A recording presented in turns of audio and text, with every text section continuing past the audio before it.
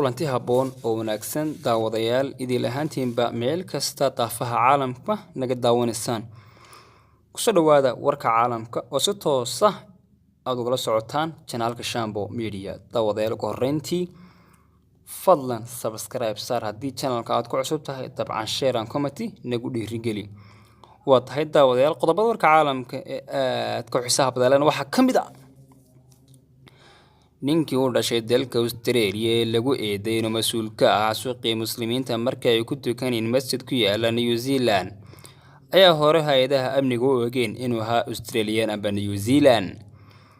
dibadbaxyo ayaa ka soo cusboonaaday Faransiiska kaasi oo laga soo horjeedo madaxweynaha waddankaasi iyo siyaasadda xukuumaddiisa madaxweynaha jamhuuriyadda Djibouti Ismaaciil Cumar Geelle oo ku sugan magaalada Muqdisho ayaa maanta lagu wadaa inuu xadhiga ka jaro dhismaha cusub ee safaaradda Djibouti ee ka dhisatay magaalada Muqdisho caasimadda dalka Soomaaliya ugu yaraan 30 qof ayaa dhintay daraasin kalena waa la laayahay qaybo ka mid ah bariga Zimbabwe kadib markii duufaano ku dhufatay waddankaasi waa tahay daawadayaal qodobadaas iyo qodobo kale ku saabsan Soomaaliya iyo caalamka iyo dabcan sidoo kale barnaamijka ciyaaraha ayaad maqli doontaan saacadaha soo socda u diyaar garooba qaybaha kale